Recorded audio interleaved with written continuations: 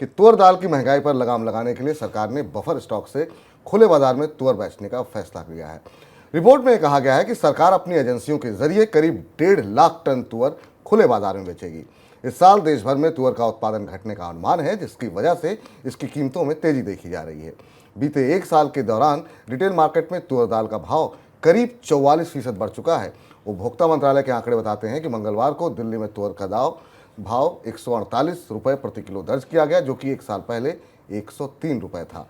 Sir, सबसे पहले तो आपसे जानना चाहेंगे कि दाल पे बातचीत करें उससे पहले जरा मानसून की अपडेट आप बताते रहते हैं, अभी कुछ स्थिति बेहतर होती हुई दिखाई दे रही है? मानसून का ही असर है कि दाल की कीमतों को लेकर सरकार इतनी बेचैन दिखाई दे रही है कि दाल के ओपन मार्केट सेल की अब खुले बाजार में बेचने की कोशिश की जा रही है या तैयारी की जा रही है। इस पर हम आगे बात करेंगे। मानसून के जो ताज़े आंकड़े आए हैं वो मानसून की स्थिति लगभग वैसी ही बता रहे हैं, लेकिन कुछ नई चीज़ें समझ में दिख रही हैं मानसून के आंकड़ों में, जो हमारे लिए जानना ज़रूरी है। भारत में हाल फिलहाल के दशकों में ऐसा नहीं देखा गया। जैसे एक आंकड़ा आया कि केरल में मानसून की बरसात में 69% की डिफिशियंसी है। आमतौर पर केरल में मानसून की बरसात में कभी कमी नहीं पाई जाती थी, लेकिन इस बार ऐसा आंकड़ा आया है कि केरल और पूरा जो निचला इलाका है उस इलाके में केरल में करीब 65% की कमी दिख रही।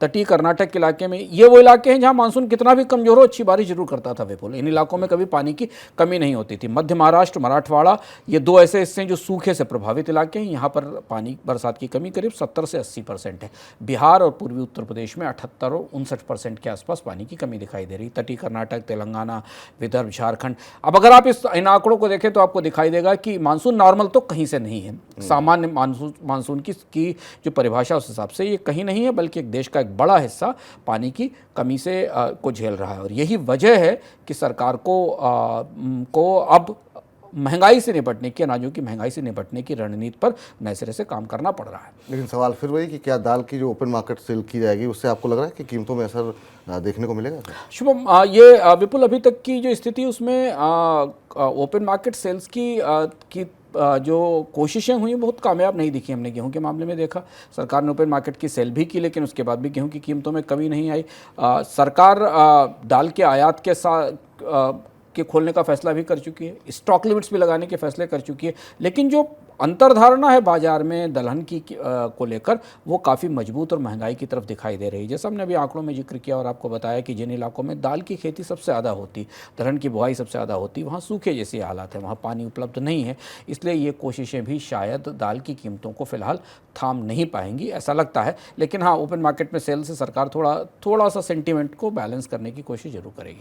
लेकिन सर, अभी जो आप मानसून के आंकड़े बता रहे हैं कि जो चिंताजनक है, उससे निश्चित रूप से बुआई को और बुआई के भी जो आंकड़े हैं उससे आपको लग रहा है कि अब जो सरकार की अनाज वितरण की नीति चल रही थी उस पर कोई असर पड़ेगा? क्या वो प्रभावित होगी इससे? यहाँ मामला काफ़ी उलझ चुका है और इसमें राजनीति भी अब शामिल हो गई है।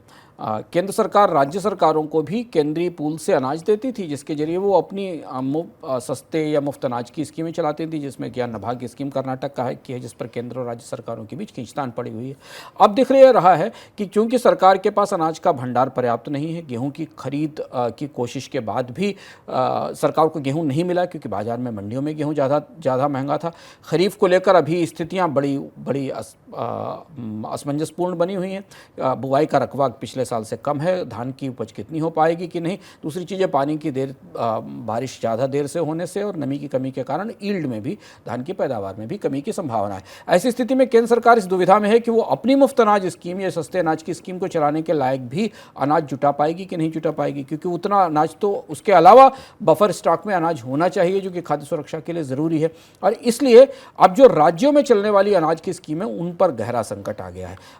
कर्नाटक की स्कीम को चलाने के लिए उनके पास राइस नहीं है। बंगाल में भी इस तरीके की समस्या आ रही है। तो अब केंद्रीय पूल के में इतना अनाज नहीं होगा कि वो राज्यों को भी अपनी तरफ से जो मुफ्त या सस्ता अनाज देते हैं उसे बांटने के लिए की आपूर्ति की जा सके। और इसलिए इस साल खाद्य अर्थव्यवस्था पर, सरकार के अनाज भंडारों पर गहरा दबाव रहने वाला है।